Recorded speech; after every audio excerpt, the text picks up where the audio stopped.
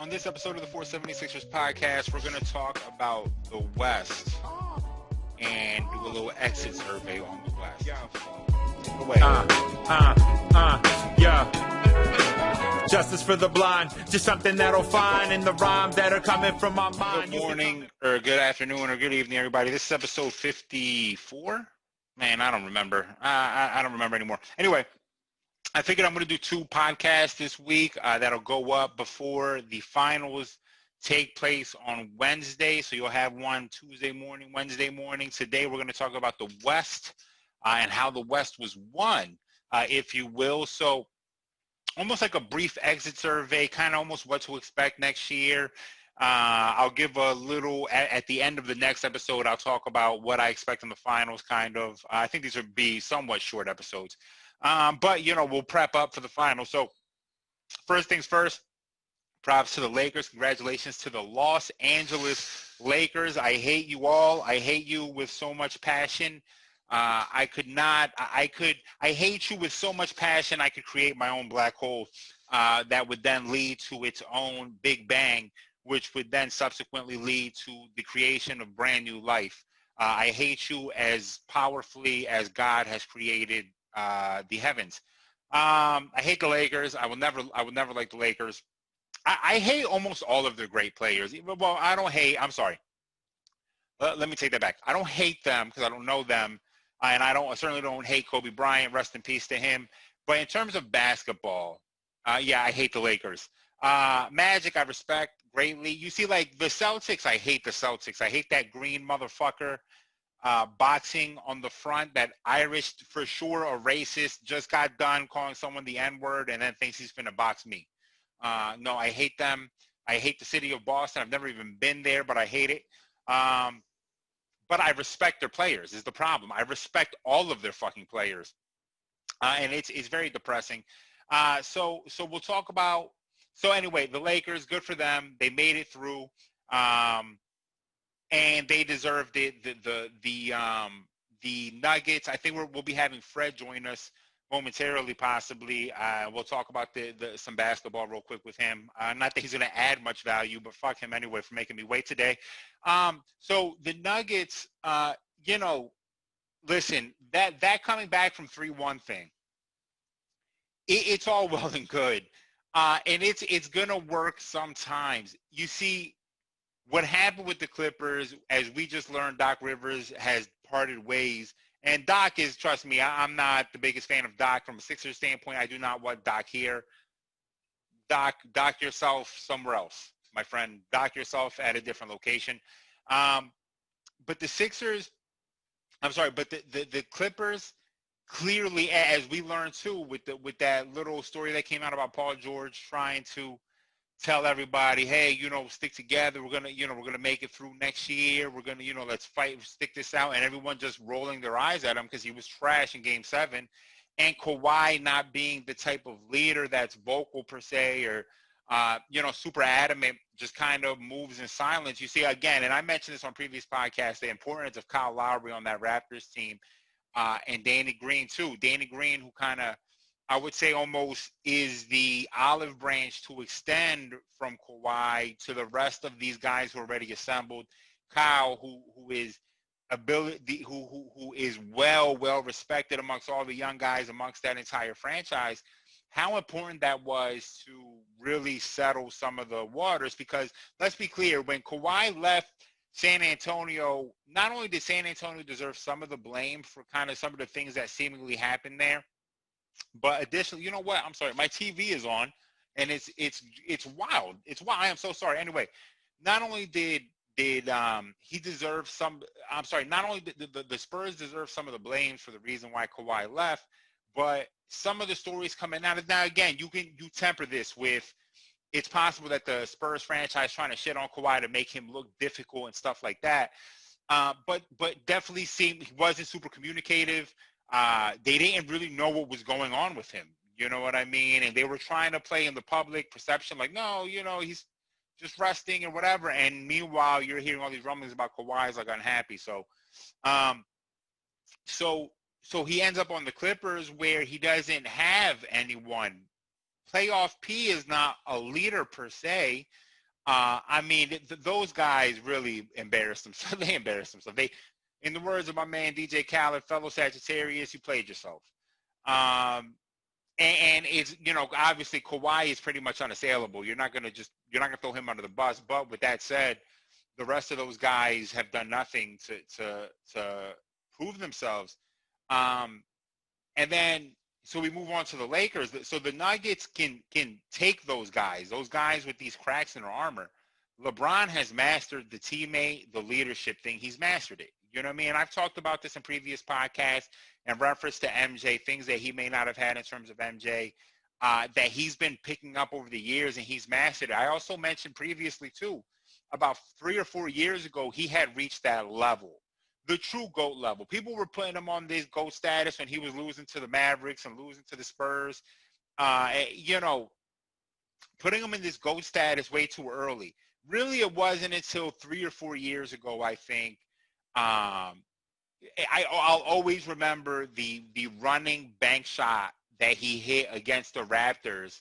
I think that ended the series in 2000. What was that? 2016 or 15? I can't remember exactly what year. And it was just like, it was after Kyrie left. And he was just like, he's just fucking around out here. He's just fucking around. That was the point when he had reached the real level that you could mention him as a possible GOAT, as the possible greatest. And elimination game. I had mentioned this before too. On the previous podcast, that he knows the importance of not getting into a back and forth with this team. This team is young, hungry, motivated. They believe in themselves. They've been put with their back against the wall, and they are going to come and fight. And let me tell you something. If that was anyone except for LeBron, except for like LeBron and Kawhi, put anybody else in there, not in history, because then you put MJ there or something, but no one else in history, just in today's NBA, if that's anyone but Kawhi and LeBron, and maybe, Kawhi, you got to, take that with a grain of salt because he just lost to the Nuggets. But if that's anyone else in there, they probably lose that game, and their backs are against the wall. But LeBron just single-handedly, I mean, what a fourth quarter for the ages. I mentioned this on Twitter. I mean, Kevin O'Connor keeps saying don't take LeBron for granted. And I don't know who is taking LeBron James for granted. I don't know who is that. I think maybe he's talking like specifically about Skip Bayless, maybe the only person who ever takes LeBron James for granted. But I think everyone knows, watching him play is like, it's amazing. You know what I mean? It's amazing. You watch one of the greatest players of all time. It's breathtaking every single time you see it. My man in an elimination game shows up 38, 14, and 10. There's not much else you can say. Now, does that make him – I saw Brian Russillo say, can we start the conversation? Is he the greatest player of all time now? And my response to that was, in the moment, everyone does that. It's just too easy to say things like that in the moment. Because if he went into the next series, let's say he goes against Miami and gets swept, then what? Are you going to walk that back now and be like, oh, never mind. I was just fucking around. No, you got to let this play out. Let's see how this goes. He has a shot at it. I've been saying this for a while, and at a certain point, the numbers are going to be too hard to deny. You know what I mean? Like right now, the last bit of Jordan is the greatest. Guys like me and Victor and Fred are holding the dam. If Fred ever, I don't know if Fred's coming, by the way. We're holding the dam of LeBron as the greatest of all time, like single-handedly just holding this back. But eventually those numbers are the numbers are overwhelmed. If he wins a championship this year, all of this is going to eventually overwhelm that dam, and it's just going to be too hard to deny it any longer. You know what I mean? And you know what, honestly, I think that when you look at the totality of LeBron's career, depending how it ends up, again, if he wins the championship this year, I think it would take about that much to really say that he's the greatest player of all time. You know what I mean? Because that is what it takes to be the greatest of all time. It takes that level of effort, in my opinion. Games like that closeout game, because there are so many other games that are like, what happened here? What was going on in this series? The 07 Spurs, he wasn't ready, but still, those marks that you hold against him, it's too easy it's easy to continue bringing those up. So you have to overwhelm that. It's like bad tasting meat. You got to just keep pouring salt on the shit until it's good tasting meat. Which I think is what like settlers did, which were the savages, but that's a whole different story about history. Anyway, and that's about what it takes to really win. You know what I mean? That's what it's going to take to be like, hey, this guy is now greater than MJ. So that was incredible to watch. I mean, you saw, I tweeted this live. There was the one shot that he hit maybe 5 feet from the right side of the basket on Jeremy Grant, kind of like a fall away floater, fade away type thing. And at that point I had tweeted, it definitely seems like LeBron has decided he is not, he's decided that it's time for the Nuggets to go. And there was no answers for it. He defended Jamal Murray when he chose to defend Jamal Murray well. A couple times it definitely could have been fouls. It is what it is. They're not going to call it on LeBron, but what are you going to do?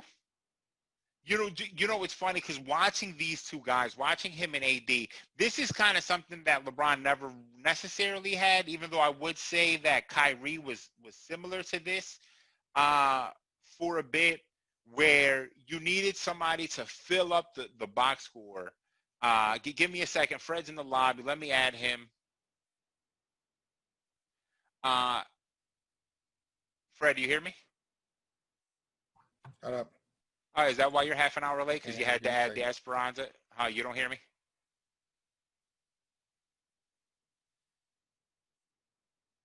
Okay, Fred is sitting here dead-faced. Fred, did you freeze? I'm pretty sure Fred froze. Anyway, because this is a thing Fred does. His computer has now turned green, and he has froze. So anyway, point being, where was I at? Oh, yeah. So one thing that LeBron hasn't always had, which he did have with Kyrie, just different times and different things, right? Where Kyrie is this guy who maybe is not a leader per se, but can fill up the points. You know what I mean? Eventually, Fred will disappear off the screen. I'm not going to edit this. It's too much work. Kyrie can fill up points. You know what I mean? Just go out there and fill it up, and then let me close it out. Let me keep everybody involved.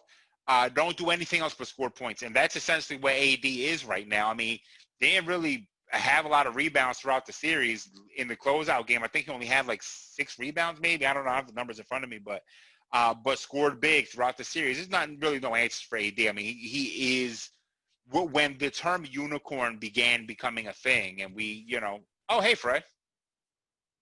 Fred, do you hear me? What the heck, bro? Do you hear me? Give me a second. Okay, I'm talking basketball right now anyway. Go do your thing. Don't talk. I can't hear you. Fred's killing me here.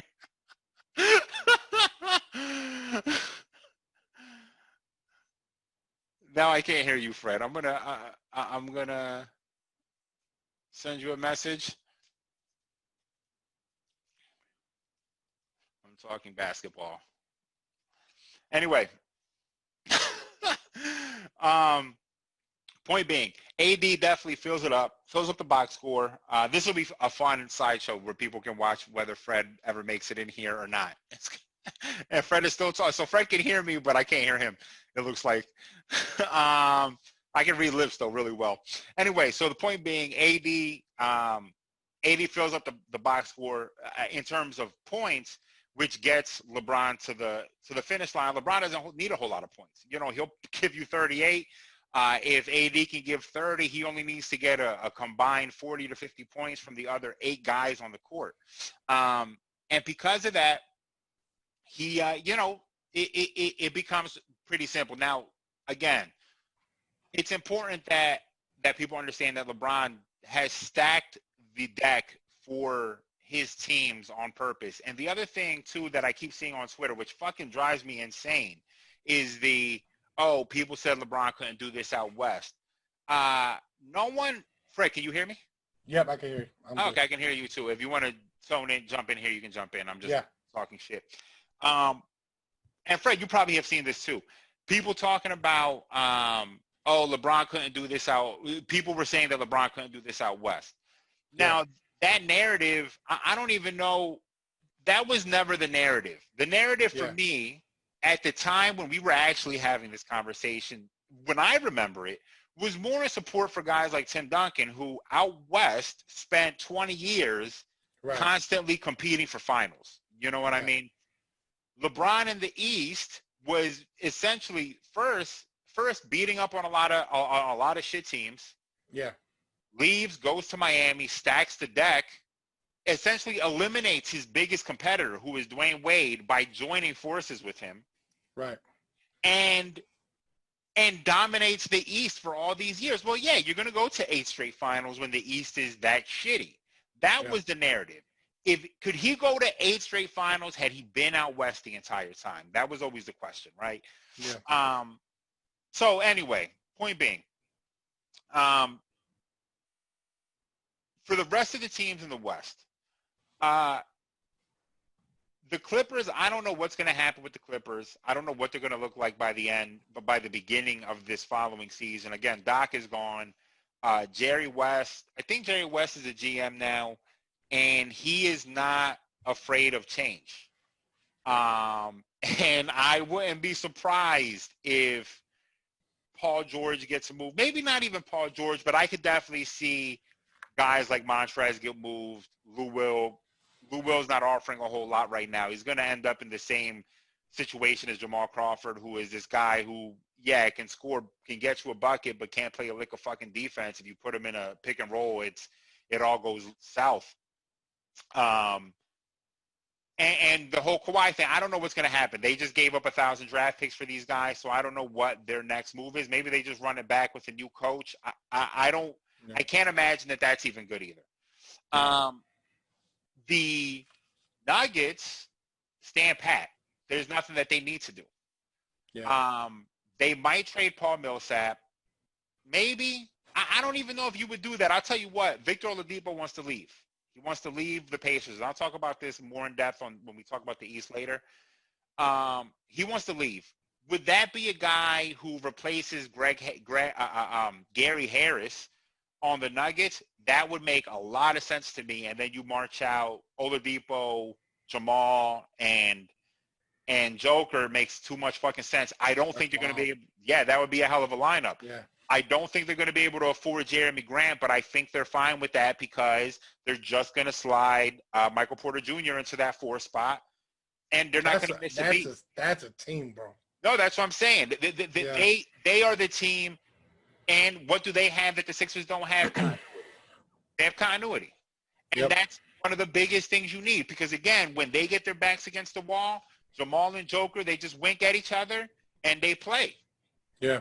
And they play. So that Nuggets team is going to be around for a while. They may they're like awesome to watch, bro. Oh, a very fun team to watch. If there was a team that is a reincarnation of the Spurs, of the Greg Popovich Spurs, it's that team. You know what I mean? It's them. Oh, that's actually really good. That's a really good. Even though like Joker and like Duncan's game is different, for sure. But like what they bring to the like how important they are to the team. Yep. And like they're great players. So correct. And like what makes it kind of interesting when you think about it in this dichotomy is that Timmy is a very good offensive player. I just think that he was more willing to be in the system as opposed to being a guy who is going to go out and take 25, 30 shots a game. If you need him to, he will. But much like the Nuggets center their entire offense against the things Joker can do, on the other side, the Spurs centered their entire defense against what Timmy can do. Yeah. You know what I mean? Be aggressive on the shooters. Go out there. If you get beat, Timmy's down here. It's fine. Yeah. And Jamal, I promise you, by the end of Jamal's career, I'm guaranteeing this right now. He will be better. If you listen to this podcast, you know I'm not a huge fan of Tony Parker. He's one of the more overrated players of all time. Right. And Jamal will have finished as a better all-around player than Tony. I mean, he's a better defender already. A better shooter, obviously. Most people are. Tony was never a shooter. But that team is, legit. You got the Lakers going? The Lakers won already. They're already there. No, I mean, I'm sorry. Winning. I meant Lakers winning the whole thing. Yeah, I mean, I'm gonna, yeah, I guess I could do this now. I was gonna save it for when I talk about the East, but I'll talk about it here. Yeah, I think they're They gonna are. win. I don't see how the LeBron thing. He's reached the height we've been looking for. Here's the thing with LeBron, and of course you could go down this rabbit hole, and any day of the week. But I think the frustration was that I felt that LeBron could do what Jordan had done, Yeah. right? Won all those games. It was all the mental thing. Mm-hmm. Now he is in a spot right now. He's not losing. Correct. He will win. He's Correct. a guaranteed win. And not only that, but that man should have been the MVP every single year he was in. Oh, but it's arguable. But go ahead. Yeah. No, and you know why? And of course, we could talk about like numbers and stuff, but at the end of the day, Mm-hmm. when it's all what an MVP means to you. Yep. Right? Fantasy draft, you are nuts if you don't pick LeBron for the past decade plus. You're nuts if he's not your first pick. And don't say you wouldn't do it. No, I would argue. Of course you would argue. I would argue. Listen, the Giannis thing. The problem is much like so I mentioned this earlier. Right. The argument eventually for why LeBron is going to be greater than MJ is going to be that the numbers are just too hard to ignore. Right. It's going to be too hard to ignore, especially if he gets this title. It's going to be impossible to ignore those numbers. Right. Much like that argument exists, the Giannis argument this year, I mean, the numbers are fucking insane. They're not, they're 2K numbers. You know what I mean? On the best team in the East. And again, this is a regular season award. Right? That is the important part because we've been now jaded because we saw the playoffs. We saw how easy it was to game plan for Giannis. And here's LeBron, one game to win. I'm going to do it. So we're jaded, right? The year that Steph won the MVP, I'm not even the second year, I should say. The first year, I'm cool with making that argument. The second year, again, same thing. The numbers, and Steph reinvented the entire game of basketball. He did. You know what I mean? Yeah, because like LeBron, I don't think LeBron changed basketball. He did. Because there's nothing. He was a freak of nature, right? Correct. He's a huge dude that could do things that is very hard for even humans in the NBA to do. We saw Magic do LeBron, and we saw We saw these guys do LeBron before LeBron came around. Right. You know what I mean, but that's like a set. Correct. Right. That's a set. Like that's some of that.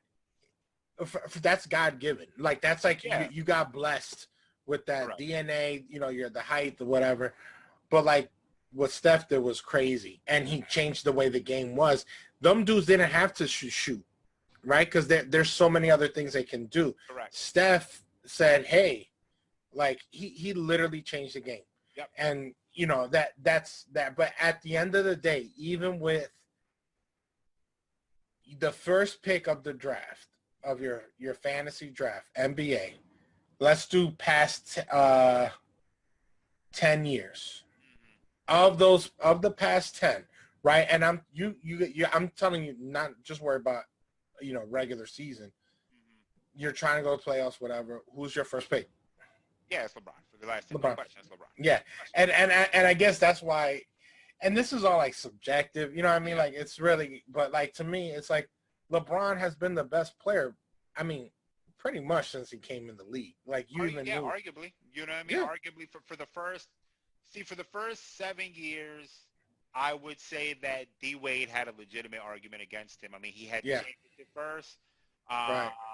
Obviously Kobe is still doing Kobe things. And then, you go to the finals against Timmy. Timmy's still here. You go to the finals against the Mavericks, and Dirk goes on this crazy run. But there are, like, these times where it's like, is he the best, though, right? But then for the last 10 years, which is crazy to say, right, because it's the first 7 and now the last 10, right? Yeah. Yeah, it's unassailable. And I mentioned here about 4 years ago, I think he had finally reached the point where it just looked like he could fuck around with teams. Yeah. I mean, where he could just toy games. He is at that. If he wants to show up and just shoot with his left hand for an entire game, he can do it. You know what I mean? He has reached that level now where the game, where he plays above the game. You know what I mean? Yeah, and I think that was the thing. Like, I would see, like, in all the years that he's been in the league, even when, you know, like you said, in those early years, like, I still thought he was like the best player. For sure. And I mean, he came in and everyone was just seeing like the craziness he was doing. And then like, and that was straight out of high school. Like, you know, Wade had what, a year at Marquette? A year in college at Marquette. A year in college. So you have Melo had a year in college. This dude came in the league straight out of high, and those guys probably would have done this, you know, similar, would have done well probably. But I mean, LeBron was a whole nother thing. And even when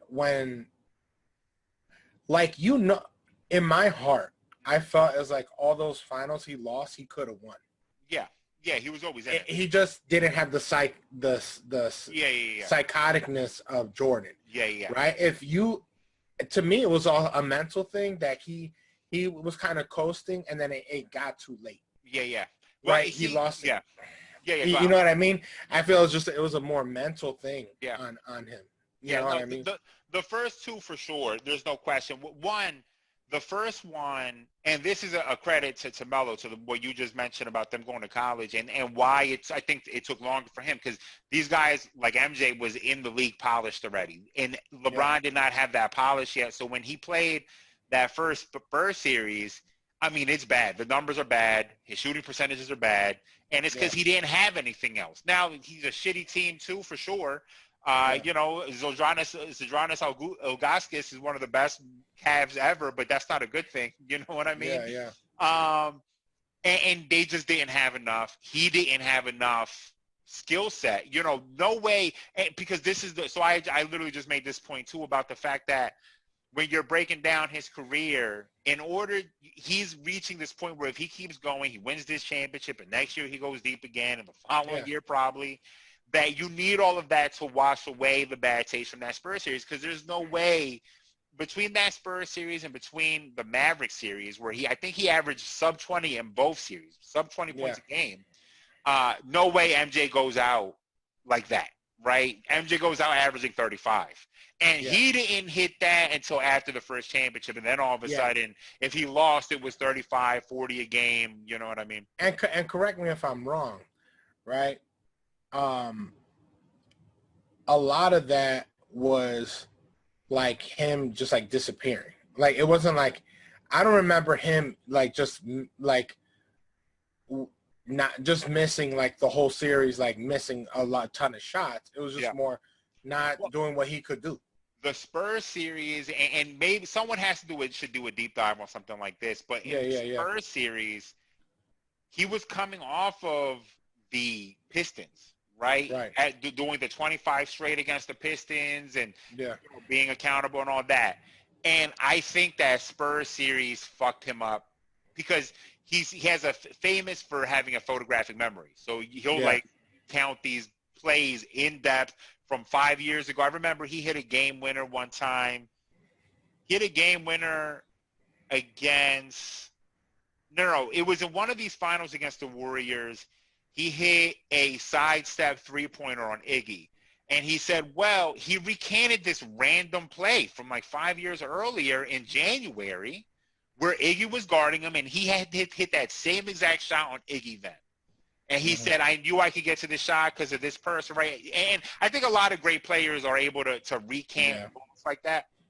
But he's special when it comes to that. Well, I think that Spurs series fucked him up. And I think there was an article that actually talks about the Mavericks series the following year, about how that fucked him up. But that Spurs series, I think, fucked him up. That's why we don't see him back in the finals for 4 years after that. You know what I mean? Yeah. And while the numbers against the Magic support that he played great, I remember walking away from that Magic series when they lost to them thinking, man, what happened to LeBron here? Yeah. I mean? I walked away. He put up all these numbers, but I walked away feeling weird about it. Right. And then the Celtics. You know what No, I mean? and that's the thing. LeBron, and I think that's the difference, right? Because Yeah. LeBron could put up good numbers, Yeah. but then disappear in a quarter. Yep. He could do all that, have good numbers, and just do it in 3 quarters. Yep. I mean, that's not like anything, Correct. insanely, not like it's not possible. Correct. Like, I mean, at the end of the day, like I used to be a LeBron hater, and I was just like a LeBron hater just because of Jordan. Everyone's comparing him. Yeah. But I'm at peace saying, like, there just doesn't have to be a one. It was Jordan and LeBron. Yeah. Right. Yeah. And I think that's at the end of the day, I think there's no, like I just said, your first pick. I think whoever was like that once in a lifetime first pick player for years, like they're on that top echelon. For sure. Right. It's like you can't just say it was one guy. Yeah. What LeBron has done, now if LeBron was psychotic like Kobe or Jordan, bro, not one person would have. I mean, that Golden State team is insane, No, it's loaded. Well, yeah. But I mean, the thing is, it was like you couldn't even like, what are you doing? Like, but the thing is, what precipitated that Golden State team happening is LeBron going to the Heat, and if LeBron is as psychotic as MJ is, that never happens. Right. And this entire era of basketball doesn't necessarily go this way. You know what I mean? Because I don't think it was good. Listen, I take the stand here. KD going to the Warriors is not the same as LeBron going to the Heat. Yeah, they both sucked, but the KD thing is extra cowardice. Like that it's the I put my tails between my legs and went to the dudes who just spanked me. You feel me? Yeah. And like you can't beat them, join them. It's the ultimate. LeBron did not lose. LeBron didn't join the Celtics, right? LeBron did not lose to the D Wade and the Heat. LeBron and D Wade said these guys are the class of us. They got Paul Pierce, they got KG, they got Ray. We should join forces and take these assholes down. Yeah. You know what I mean? Now that doesn't make it good. That does not sound like a thing I like, but it's not what KD did. You know what I mean? No, because that was a team that was already stacked. Like they were like that was like it was essentially adding another member to the dream team.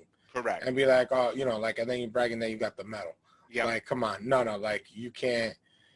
And it sucks because, and that's why KD, as talented as he is, will never be looked in the Jordan LeBron. And to me, it's not even about the Golden State thing.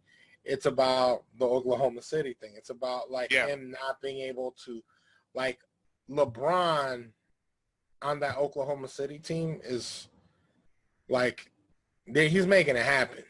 Yeah, but and listen, I get playing with Russ is not, but see, KD is not necessarily, which is why I don't know why he would play with Kyrie, but I don't think KD is the type of leader like that, and LeBron didn't have that leadership until later. You know what I mean? In fact, I would argue that's the thing he probably learned from D Wade to a certain extent from D Wade and Bo. You know what I mean? Like all those guys respected D Wade so much. I think LeBron realized, and I think that probably had a big effect on LeBron going back to Cleveland because D Wade is going to be celebrated as a Miami Heat legend. Oh, right? And if LeBron left the Heat to go to the Lakers, he is a man with no country. You know what I mean? Whereas going back to the Cavaliers, he is now cemented as the Tim Duncan to Cleveland and all that. Yeah, that was a legacy move. Correct. Because he realized like how he trashed his legacy. Yeah. And you know what? And at the end of the day, like, and with me, like over the past couple of years, I look at sports as a straight business, right? Yeah. It's not like how I used to look at it. Yeah. A lot of that innocence is like out the window. Yeah. Because it's like everybody wants the best player to be loyal, but fans aren't loyal to you if you're like an average person. Yeah. You know what I mean? Like correct. No one cares about you. Like if you're like Iguodala, we trash my man. Like it's not his fault. Like he is what he is. Or Toby and Al Horford. Yeah. I'm shitting on them guys. Yeah. You crapping on them. You're mad at that they took the money. Yeah, no, and you know what? And I've made that point on my podcast. Yeah. It's not their fault that they took that money.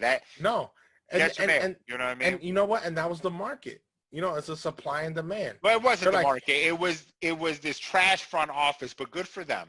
Anyway. No, it was the market because the thing is, they felt like they had to make some sort of move, and it was slim pickings out there, and nobody wants, because at the end of the day, people were still kind of playing that buddy ball like type of making those buddy ball type of moves. So it was like, who do we get? Yeah. Al Horford and Toby, because they were like the one, because we knew we weren't getting Kawhi. Yeah. So you're like, and Kawhi just like was like, I'm leaving. Like, I ain't going. Like, I am making my decision based on geography, not on the team. Yeah, correct. You know what I mean? So you can't compete with that. Not only was it on geography, but not of the team, he also didn't want to join LeBron. And I think that's important when we talk about Kawhi's legacy later, was, he wanted to play with Paul George, but he took the most average person, the most average good player that he could find, and that was Paul. Right. He just said, bring somebody who's okay. You know what I mean? Right. And the thing is, that's the thing. You're sometimes it's the luck of the draw. I mean, think of bro. You have your Sixers podcast, and you probably talked about this 1,000 times, but like, we've had the worst luck. Every first round pick has gotten hurt. Oh yeah, first season. It's not the luck. It's not the luck. It's and then the one, and then no. That's it's something creepy. It's creepy. I would just say no, because you wouldn't look at. Let me think of a good example here. You wouldn't look at a coincidence. Okay, you ever seen The Staircase on Netflix? Yes, I have. Okay, thank God. All right. I can't believe I'm going to compare this right now. Okay, my man is involved in two people falling down the stairs and they die, right? Right. It becomes easy then to be like, this motherfucker definitely killed these people, right. Well, you wouldn't look at the Sixers and say it's just creepy that these people keep getting injured. No. You look at the front office, you look at the scouts, you look at our health department and all these guys who couldn't figure it out. The reason why Joel didn't go number one was because of concerns with his back. The reason why the Ben Simmons thing, that is bad luck, but then everything after that was our shitty franchise. The Markelle thing, the reason why the Celtics didn't want him was because they knew something was wrong with him. You know what I mean? There was a book written about the process, and I don't want this to go too long, so we'll finish after this. There was a book written about the process years and about the Markelle thing that said that when Markelle did his workout with the Celtics, he couldn't shoot for shit. He missed every shot. And when he did his workout with us, missed every shot.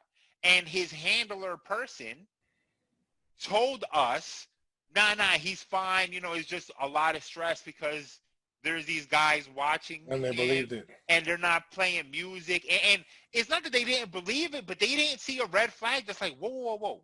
Yeah. He can't play basketball. And they got, and you know, a big thing is like, there's a lot of finessing that we know. Like that, like teams will up talk other, you know, draft picks. But yeah, and I guess also, I mean, so of these past couple of drafts, right, of the process, and I'm trying to, for some reason I'm going blank, but like how many, there's no, I mean, Tatum's banging. Like Tatum is a monster, which is like, no one knew that he was going to be this though, in my opinion. Yeah. Oh, no. Shout out to my homie Dominic, who was on the Tatum train early, but but like, just to be like, yeah. Well, we decided to make a process when there was like really no clear cut like number one pick that was like gonna be the, like, even Porzingis, no one, like, they, you know, everyone trashed the Knicks for the pick, you know, and then like he ended up being good. Yeah. Like Cleveland just so happened to suck at a time where you could get that LeBron pick. You know, like it sometimes you just find the right time to suck and you get that player that is the sure person. Yeah.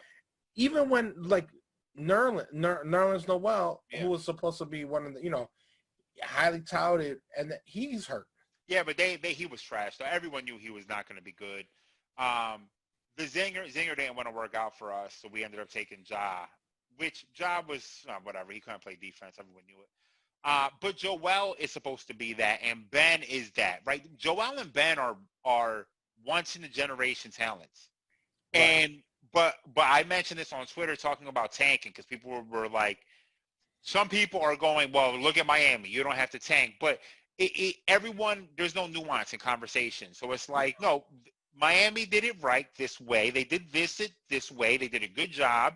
And then other teams have tanked, and worked out for them. But it's more layered because if you tank, you also need a good front office. You also need a good coaching staff. You need all of those things that are going to make the tank worth it. Because LeBron, you get the sure thing of LeBron, and everything after that is shit. Everything you do from that point forward is trash.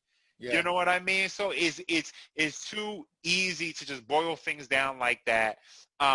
Because Markelle was supposed to be a sure thing. I mean, people were comparing him to T-Mac. He was what we needed. Had he panned out, this is a different conversation right now. Yeah. You know what I mean? But he didn't. Yeah. He didn't pan out. And then we fucking get Alton in here, and I'm not gonna do this all right now. Yeah. No. Okay. Yeah. It's whatever. Let's change the subject. Yeah. Let's end it here. I'll talk about the East tomorrow because I don't want to waste your time talking about that. Not that we don't, but because getting this going, we have other things to talk about. Everyone, wash your hands. Wear a mask. Arrest the cops with Breonna Taylor. Black Lives Matter. And fuck off. Justice for the blind. Just something that'll find in the rhymes that are coming from my mind. Used to come in